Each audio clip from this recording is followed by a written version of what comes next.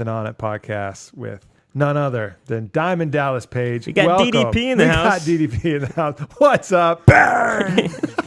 It's a pleasure to have you out here, man. Thanks for coming to the Onnit headquarters out here and mixing it up with us.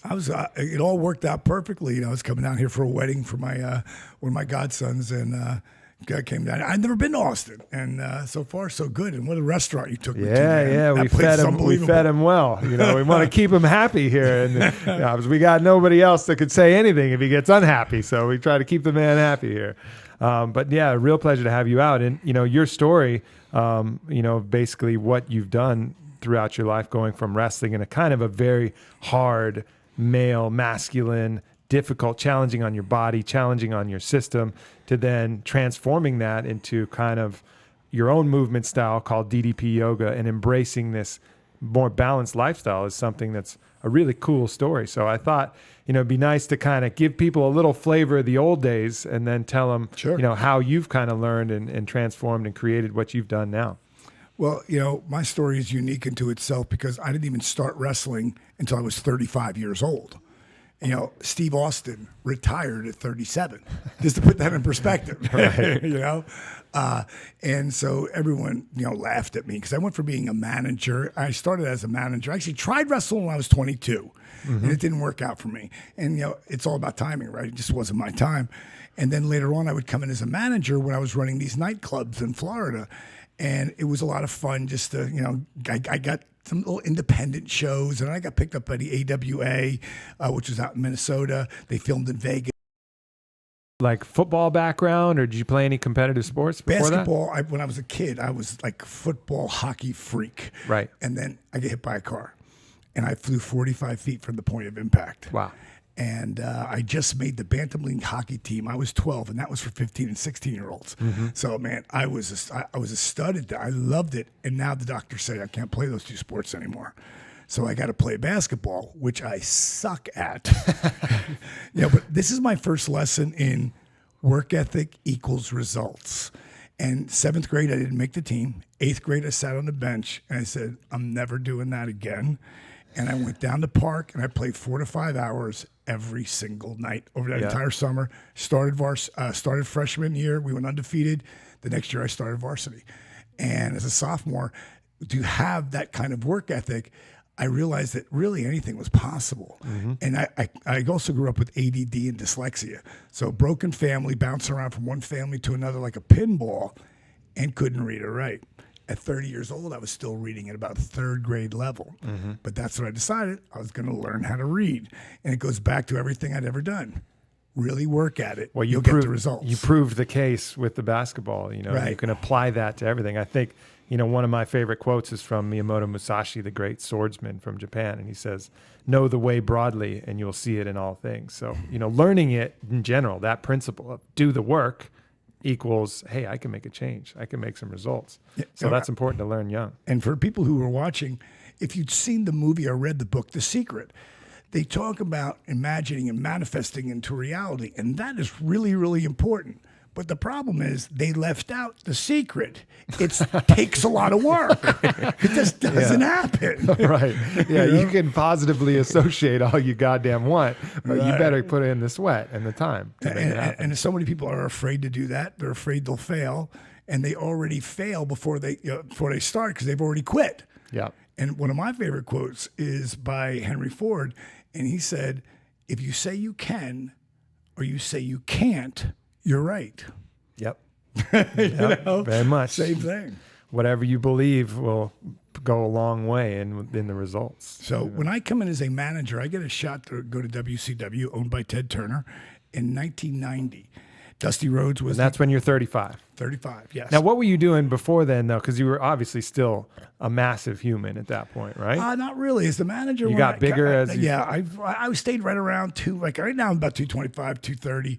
I would then, but back then about 215, so I had to stay leaner because the wrestlers were so much, they weren't that much bigger than me, and being 6'4" and wearing cowboy boots puts you about 6'7". Yeah. So I looked like Andre the Giant next to them. So I had to try to keep myself smaller and leaner, and I got big shoulders, so that didn't really help.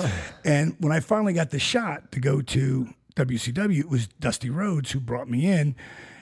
Without Dusty Rhodes, there is no Diamond Dallas Page. He gave me every break I ever had, even in the smaller Florida Championship Wrestling, and he liked me. And he was a very cool person to have be your mentor, and still is today. But he brought me in, and I managed the Freebirds, and Michael P.S. Hayes really liked me a lot, and he let me do the talking for them in the beginning, which was a huge thing because he's one of the best talkers of the 80s. And then I developed that character for what would be Scott Hall or Razor Ramon. Back then it was called the Diamond Stud. And then at some point they pull me aside and they say, listen, Scott's got to get over on himself. And he's got to get over doing his own thing. I mean, with the hair and the diamonds and the diamond dolls, it's like nobody's paying attention to him. Yeah. And they were right, because Scott was such an amazing character, but he needed to find his niche, which of course he found as Razor once he got up to WWF. But for me, I was there 6 months. Now my job's pretty much gone. I'm still doing color commentating, but that's like on 4 o'clock in the morning in Moose Breath, Iowa. I've got fourth string. Right. Next guy that retires, I'm done. So, I said, hell with it. I got sick. I guess it was 5 months in, because I had 7 months left of my contract. I said, I'm going to go down to that power plant. That's where they would train a lot of the younger guys and learn how to wrestle. And man, they beat the hell out of me, because in wrestling, the first thing, especially you're new and you're coming in, we're going to show you how real it can be. Yeah. And it does get real fast. It's not the UFC, but, it gets ego. There's a very big letters, EGO, gets in that ring. Nobody wants to look bad, Yeah. And, in the UFC, you at least have the hope that, hey, maybe I'll knock him out and I won't get hurt. You go into a match in your business, both people leave hurt. Like, that's just the agreement coming in. Yeah, we try to take care of each other. But, there's one thing I always say about people who watch, and they're going, oh, that wrestling's all fake. You can't fake gravity. That's, getting beat up.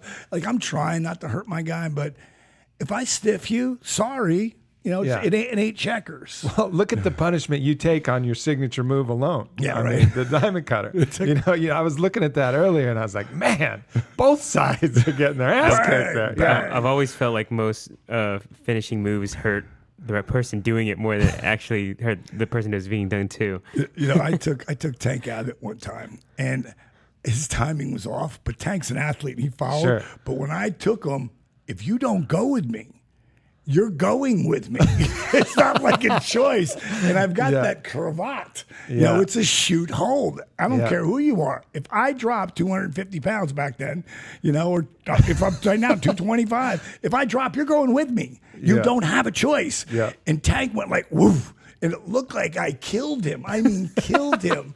Got to the back. I was like, Tank, you okay? He goes, yeah, fine. It's Tank Abbott. Yeah. Hit Tank with a sledgehammer to the head. Boom. Tank, you okay? Yeah, I'm fine. He was a tough son of a bitch. He was a savage. You could find Tank on a bar stool and give him a fight. Hey, Tank, you got to fight in 2 days. Okay. I'm ready. Yeah, wait, hold on. Go. Okay, now I'm ready. So take us through some of your training and some of kind of the beating that you guys put yourselves through, not only in the ring but in the gym, to get yourself ready. Well, the gym was 5 days a week, and I wasn't working out as with the weights for more than an hour. I'm out just hitting certain body parts, and the biggest lifting heavy, or what were we doing? Oh yeah, on and off really heavy. I was never a really big bencher, but I could do 405 at one point a couple times. Jacked. Yeah. It wasn't all me. Over those years I was jacked, but I like throwing up 225 and going for reps. That was something I love to do. Sure. And then later, as you keep changing your workout. I started to get into that like 10-second reps where you go up for 10, hold for 10, come down for 10. Now you got to do it at a lot less weight, but your chance of getting hurt just dropped a lot too. Because the problem for me, and I know a lot of my buddies who walk into the gym, you go in with an ego, and some days you're thinking your buddy's got this, you got to get that. Yeah. And that's okay in your 20s. When you get in your 30s or 40s, like I was, not so smart. Yeah. So the wear and tear mainly not so much came from the weight room, it came from the travel.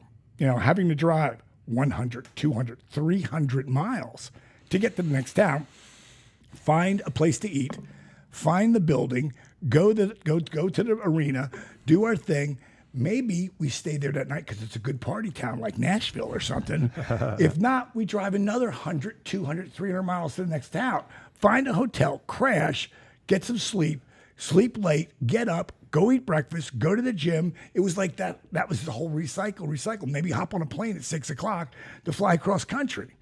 I mean, that's brutal. Very difficult to recover. Yes. So you say, it sounds like you started implementing some of the techniques that you would later apply to DDP yoga, like the lower, slower reps. But at that point, you hadn't gotten the food and this whole part that you're kind of getting now. So tell us a little bit about the partying, the eating, everything that kind of went in to what you were doing at that point. The partying was intense. So I had to cut back to maximum 3 days a week, sometimes 2. And it's in my 40s because my career, I start wrestling at 35. My career does not take off until I'm 40. And that was in 1996. 97 and 98, I was considered by Pro Wrestling Illustrated top number 4 wrestler in the world. Steve Austin was number 1. I was 4. So the travel that went with that and the partying that went with it and your adrenaline that went with it. It all went with you. And I was starting to eat much cleaner by that time. I didn't even know what GMO meant. I didn't understand why wheat and dairy would actually beat up your body more. I didn't realize that it had synthetically changed. I didn't realize any of this. But my brother did. And he would always say, you want to feel a lot better? Stop eating wheat and dairy. Your body will feel better. I'm like, fuck you. I'm not doing that. I don't feel. How do you make a cheeseburger and milkshake without wheat and dairy? Yeah, exactly. How can I do that? But, back then I could still get away with the pain, and medicate pills. But I did not take pills recreationally because the first time I ever did it, I had taken a couple beers and a shot. And I'd taken a Percocet earlier. And at some point I went like, whoa. That's a different buzz. Yeah. And it felt good, Yeah. And I thought, because the one thing was really challenging about starting at 35, I'm bouncing around in a ring at 35 to start. So when you screw up, you get hit way harder. Yeah. Now, to go the other side, starting at 35, I was much smarter. So I didn't do things like use pills, painkillers, muscle relaxers recreationally because I needed those babies to work. Yeah, you needed to save them for right, because nobody wants to hear Diamond Dallas Page. Oh yeah, he's hurt today. He won't be out here. Yeah, I had to be where I couldn't crawl out of bed. Yeah, and I have crawled out of bed, hobbled to the car. Got to the thing, stretch, because back in the beginning, I didn't do any kind of DDP yoga stuff. I'd stretch a little bit. If I couldn't stretch, I didn't. If I couldn't stretch that far, I'd try a little bit more. I started drinking a lot of water back then, too. And I got into organic juicing. All these things that I'm learning, like not really understanding. I just know they're working. So if something's working, it's sort of like your buddy has to wear that Yankee hat during this game so your team will win. Yeah. It's that mental thing that's going, you got to drink that organic juice. You got to do this. You got to do that. I didn't realize what it was doing was healing my body. Later on, as I started to learn about it, I went like, oh, now I get it. And so I started to eat cleaner, less, maybe I ate junk fake food, because that's a lawyer, a Harvard professor dubbed it now, junk fake food, because it's not real food. Sure. I might eat that once or twice a month or something in a really big hurry, so I cut that way down. No more fried foods. So towards the end of your career, you really started making this transition. Yes. Well, I was also 44, 45, 46. So now partying's once a week. If I still want to go out and do that, because you can't go out and do that in the ring, what I did, and have any, you just can't perform. Sure. Your body, especially at my age, moving around the way I did at WrestleMania 18, I was 46. Christian was 27. You can't tell who's 19 years younger by who's moving around in that ring. You might be able to tell by your face, but you couldn't tell by how I moved. Yeah. And so that's how I stayed ahead of it, by starting to eat healthier, making better choices. And as I got towards the end of my career, and well, actually, when I was 42, that's when I blew my back out. And I was on top of the world. I just signed a multi-million-dollar 3-year deal. So the money's finally here, all the work off it. Again, work ethic equals results. And once I finally got there and had it all, they were telling me I was never going to be able to do it again. Ouch. Yeah. So How did you deal with that emotionally when that happened? Immediately, emotional. I call it emotional gravity. Yeah. Because nobody can do more damage to you than you. I was pulling myself down, and I know that this is not going to work. And around that time, I was still married, to Kim, and she's like, "Why don't you try yoga to heal your body?" Oh, so that was it. That's the angle it came from. I was like, yoga? Fuck that. I'm not doing yoga, because I'm a Jersey Shore boy, Right. and we make fun of guys who do yoga. So I get that, Yeah. Again, that's why it's DDP yoga. It ain't your mama's yoga. And that's where that later would come from. But I was really resistant to it. And then finally I started to do it. And there was this VHS tape that we had, and I couldn't do hardly any of the moves they were doing, and there was no one modifying the position. Sure. Like with DDP yoga, there is always someone in those first 8, 6, 7, 8 workouts, always someone modifying that position. Or I'm showing you right now, step in, lower to a knee. Same thing we'll do when we work out. Mm-hmm. I make this the easiest workout you have ever done. Within the same workout, I can make it the most challenging thing you've ever done. Like, where do you choose to take it? Yeah, so you can self-calibrate where that. Exactly. So where was the aha moment though when you were doing this yoga where you're like, all right, it went from difficult to okay, this is something I need to implement? Well, in 3 weeks, I felt a significant difference in some flexibility and strength coming back. Now, I'm still doing rehab. I'm still going to the doctors doing the rehab. I've rehabbed both shoulder surgeries. I've rehabbed both knee surgeries. So I know not just a lot about rehab, I know a lot about breaking up scar tissue, which is pivotal for movement. Mm-hmm. And so one night, I was just going through some of these yoga positions, just moving through them. And then I thought to myself, let me go in this, what I call broken table, when you're on your hands and knees and you bring your left arm out in front of you, take your right foot back. Mm-hmm. And it's the thing, it creates like you're turning on muscles, Sure. especially for your back, especially those little Stability, muscles. all those stabilizer muscles. Exactly. So I started working the rehab with the yoga positions. And then in yoga, you reach to your heaven, so the universe smiles back at you. That's not what I do. You fold forward, you look up, and you go to a plank, and you just lower so you can do that amazing stretch cobra. Uh-huh. And then you go back into down dog, which is an amazing stretch, but it's also a strengthener as well. That was boring to me. So what I did was... What would traditionally be called a vinyasa, right? Right, or a flow, or salutation, because it's a flow that they do. But what I do is when I would go back into plank, my back's so bad at that time, I had to lower to my knees. I would lower for 3, 2, 1, and then I would hold there 3 inches off the ground, count 3. Then I'd come up for a count of 3, lower for a count of 3, then go all the way to the ground, and then do cobra, then do down dog. So now I'm working my upper body. So then I start to eventually get off my knees. Eventually those 3-second push-ups become 5-second push-ups. Those 5-second push-ups become 10-second. The 10-second becomes sets of 10. Mm-hmm. So my body's getting stronger. So now I get like a Steven Seagal movie. or a Rocky Balboa movie. Yeah. So then I was on the Stairmaster, and I'm big on the heart monitor. And you'll see when we work out that you want to know where your heart rate's at because you don't want to train too hard, especially if you're injured.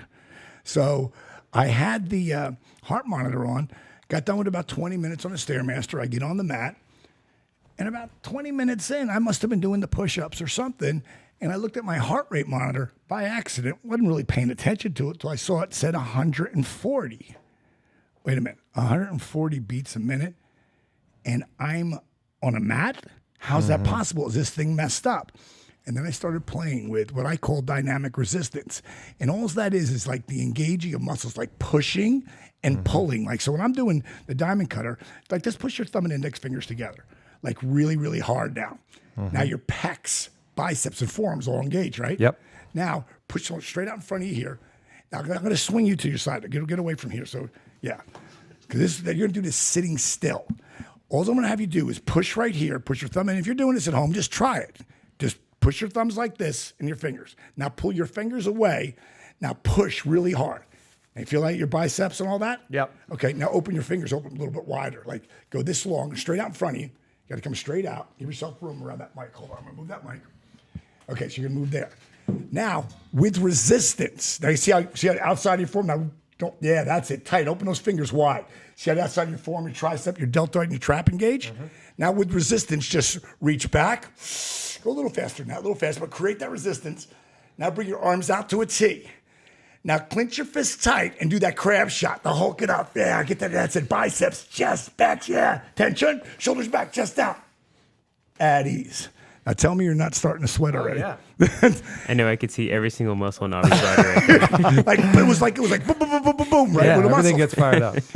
Every time you flex or engage a muscle, every single time, your heart has to beat faster to get the blood to the muscle. Sure, I can feel it. And think about this. You're laying down. Your heart rate is the lowest it's going to get, right? You're sleeping. You Yep. wake up. You sit up. Your heart rate goes up. You stand up. Your heart rate goes up. You start to walk. It goes up. Jog, run, sprint, up, up, up. All you're doing is engaging muscles. So what I had figured out by accident, it wasn't like I was doing this study.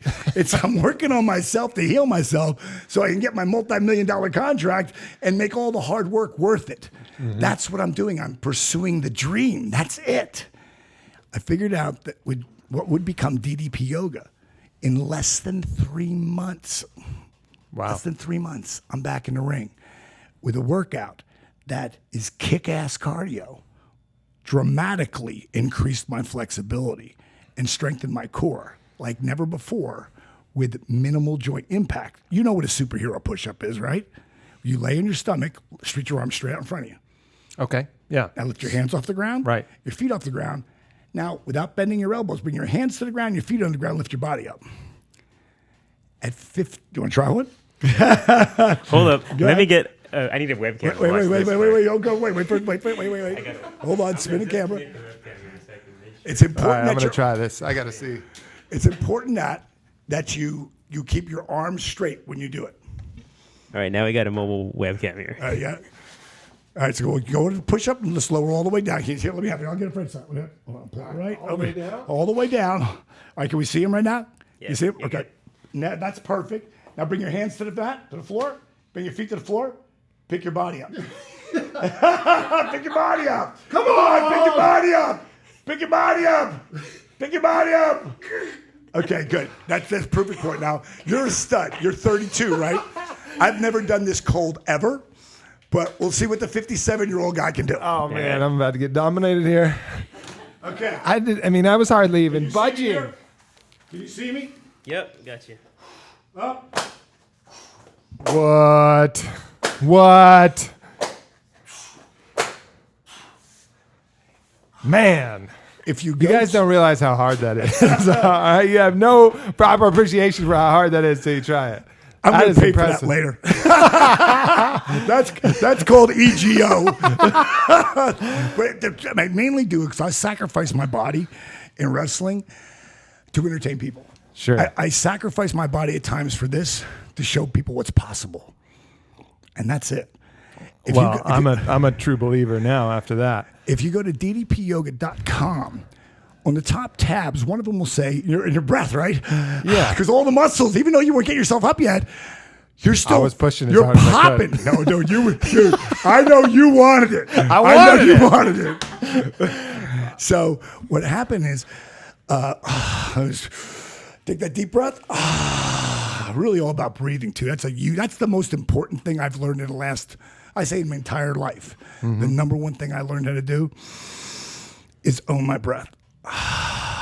But back to the superhero push-up. If you go to ddpyoga.com, top one of the tabs says DDP Yoga in the news. So you run your mouse over that, and then it'll say DDP at 57 years young. And when I have one of those, on January 6th of this year, after an hour and 30-minute workout, I did 50 of those. Holy shit. And it's all there. I wanted 57 because it was my age. I was 56 at the time. I wanted 56, but 50 was all I got. For those of you listening, try that. Just try it.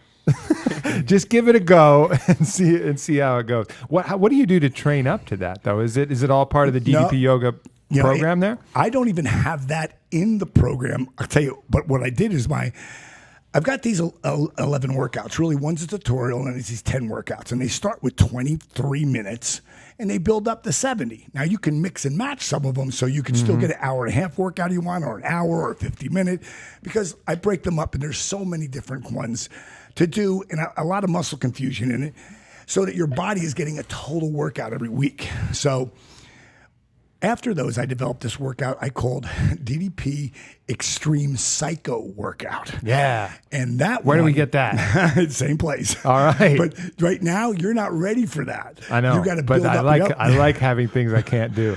and today, you can't do today. Right.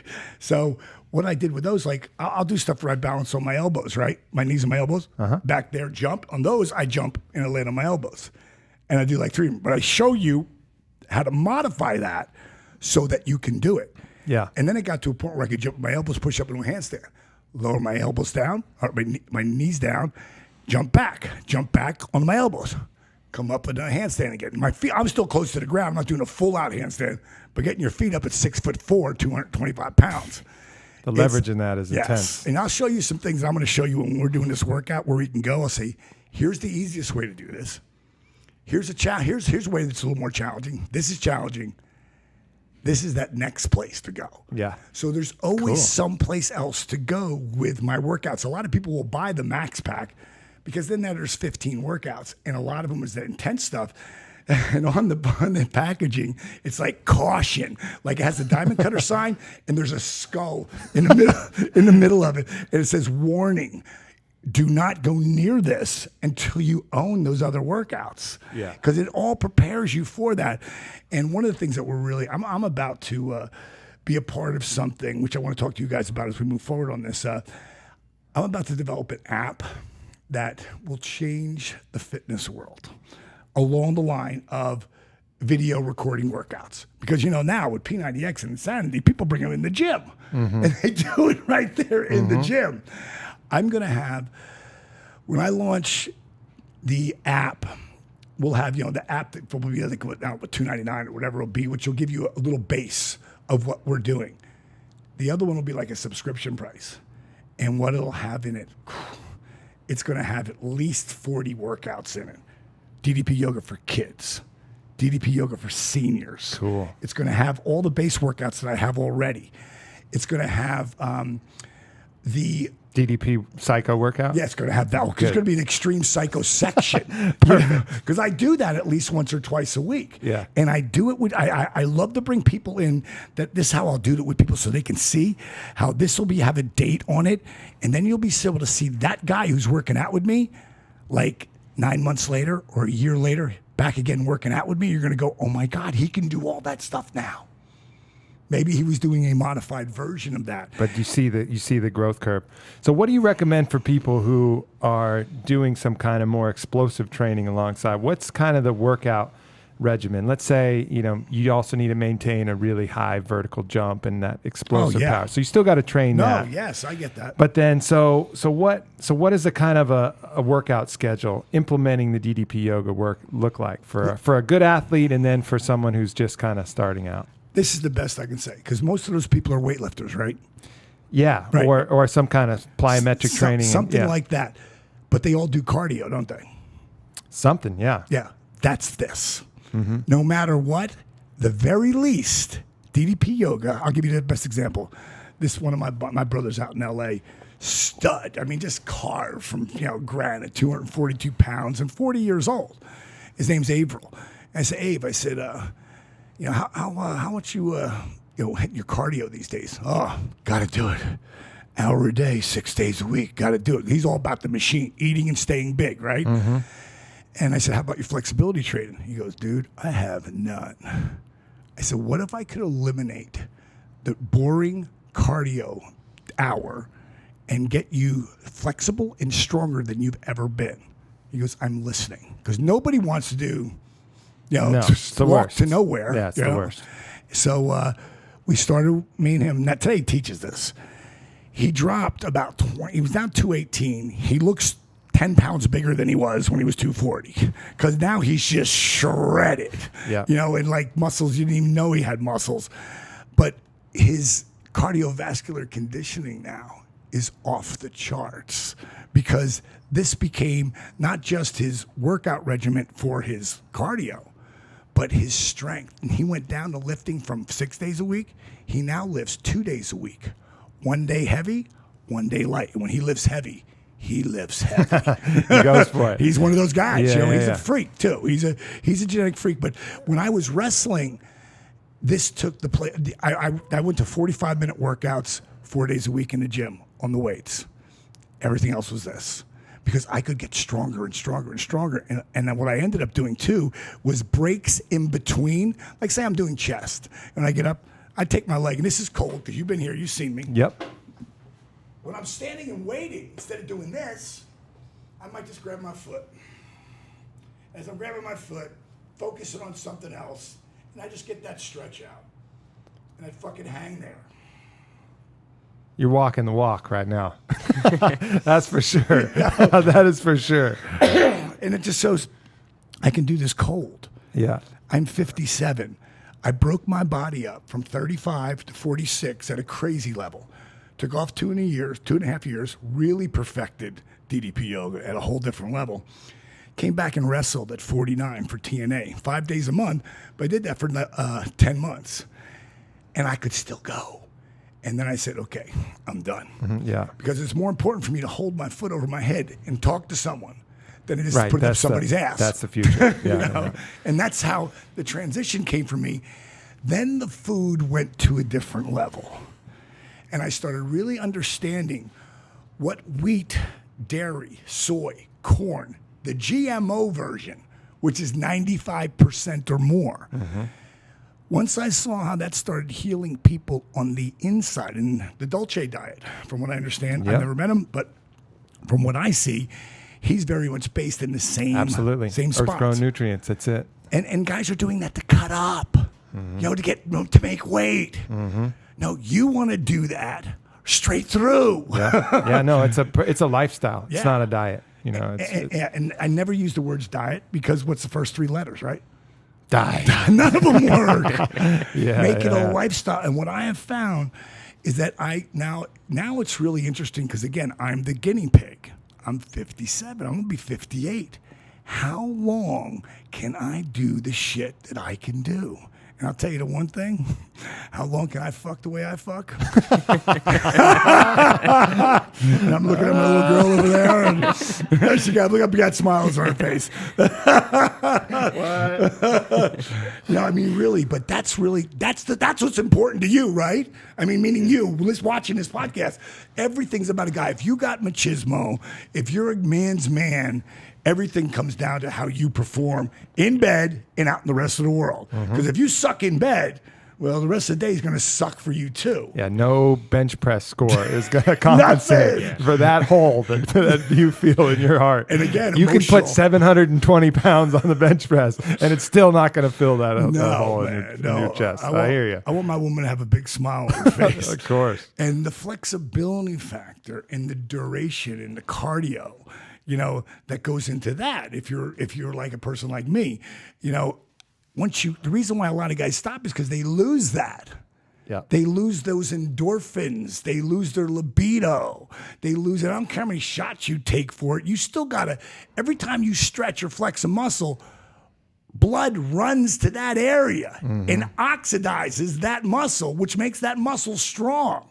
Yep. And that's what it's about. Yeah. And there's, a lot of talk about with the yoga, and this is traditional yoga, not DDP yoga, but there's the idea of the chi, that kind of bodily energy that you move through with your breath. And, even though that may sound a little weird at first, when you start getting into even watching your breath and flexibility, you can feel the energy moving through your body.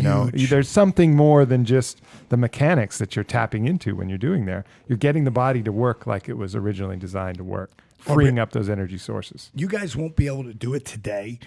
I love when people say that. I love it. It's like my favorite fucking thing that people say. Tell me that about anything. It's like, oh, okay, really? All right, perfect. Notice I said today, okay? Because here's the deal, okay? Taking that deep breath in. You always hear me say deep breath. Now count it out. 3, 2, 1. That's your breath leaving.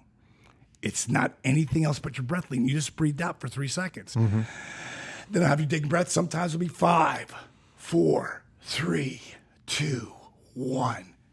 Now you see what happens here. I do a few breaths at 3 breaths at 5, then I'll take you to 10. That's about as far as you're going to be able to go. Right. Exhaling out, 10, 9, all the way through, pushing all it. Now what you're doing is your air comes from your diaphragm, and your diaphragm is like a balloon.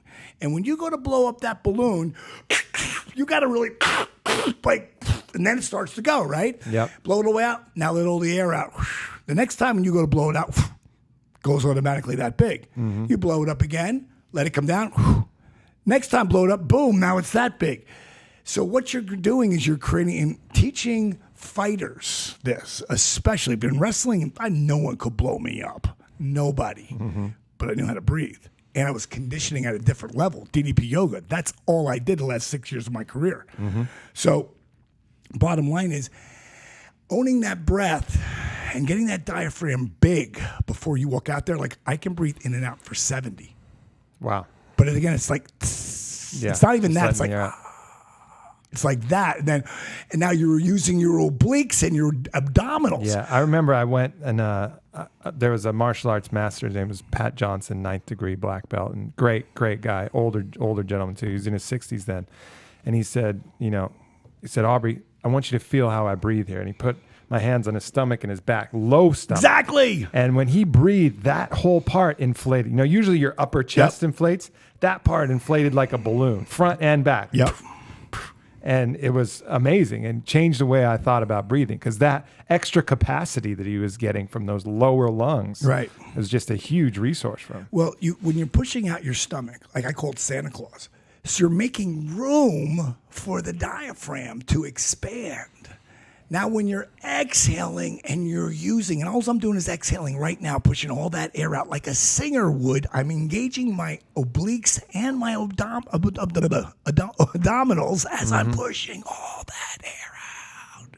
So if I'm like, no, I'm never like that. But if my breath is a little bit shorter, I might take that deep breath in, and as I'm counting back 10, 9, 8, 7, 6, if I need air right here, 3, 2, 1. I'm going to take that breath and keep going. Yep. I'm going to change. Here's my 2 goals.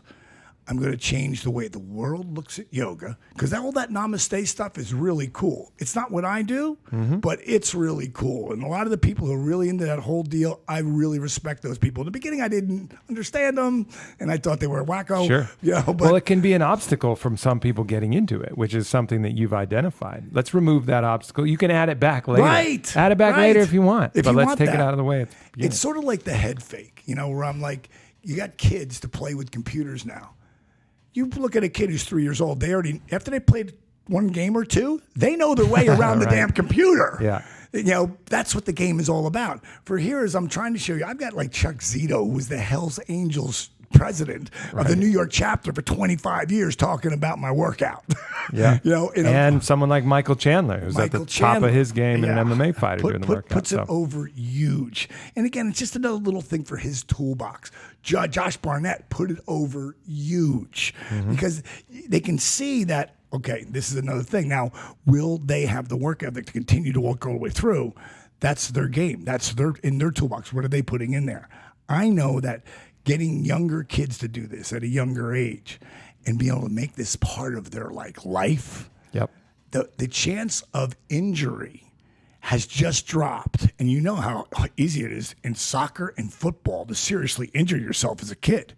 You add this and you create that core strength, like me being able at 57, cold, to pick my foot over my head. I had constant overtraining injuries in basketball. I mean, our coach was just an old school kind of military knucklehead kind of trainer. And he had us running miles and miles on pavement to the point where my shin splints were so bad. I was like, I just fucking can't run anymore. Like I can't jump. I can't run. I'm just blown out in the legs, And if he would have trained you better like that, it would have been, but he didn't know. He didn't know. He knows about no pain, no gain.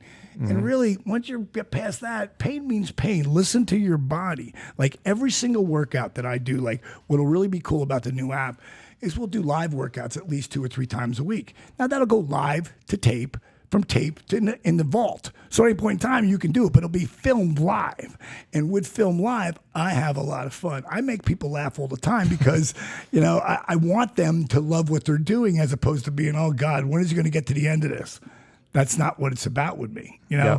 And you'll see that when we start the live workout. But there will be live workouts where people can actually feel that energy, and then That's awesome. The whole breathing thing is so pivotal, but I don't want you to work too hard. I don't care if you're just starting, you're a stud. If you're shaking, lower to a knee. Come back off the knee, because that's how you're going to get stronger. That's how you're not going to spasm. That's how you're going to get better and deeper and deeper. I do things today where I'll be in a workout and I might be working out with her or my buddies or whatever, and all of a sudden I just got way deeper in that stretch. And then I'm going to try this now. And I might do a little wraparound thing and go into something I've never even done before. I'm like, wow, I never thought I'd be able to do that. Mm-hmm. So I don't really ever throw that never thought anymore. It's like, I can't do it right now. Yep. I'm working towards it. Put in the work. You get the results. Get the right strategy. You get the results. Goes right back to what we started talking about. That's it. Well, man, it was a real pleasure having you on here. I think we opened a lot of people's eyes. Where can they find you? Where can they kind of check out some of the other stuff? DDPyoga.com. Yes. What's your Twitter? What's your Facebook? Twitter is @RealDDP and @DDP Yoga. And if you really want to see what people say, go there because people all the time on there. But I tell everyone at the end of anything I ever do, I say, don't listen to a word I said. Go to Facebook. One word, DDP Yoga, one word. Read what people write. Like I had a woman write a couple weeks ago, I've had fibromyalgia and I have the worst pain every day of my life.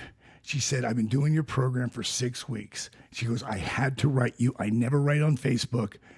I had to write you and thank you because it's the first morning I woke up out of pain in 15 years. It's things like that. Or the girl who just put up, I've been doing this since January 2012. Here's my after pictures. She lost 140 pounds. That's awesome. And then we start getting combined with some of the stuff we have, some of the diet principles, putting it all together. Man, we're going to be changing lives. It's going to be a lot of fun. That's why we got to do something in conjunction. Hell yeah. It's on my sites. It's biggest fan. Go right to Onnit. Right on, my brother. Well, pleasure having you on. I look forward to this workout. We'll have it on film, and we'll definitely release that. So you'll see me trying some stuff and getting weird. Awesome. Sounds good. Take care.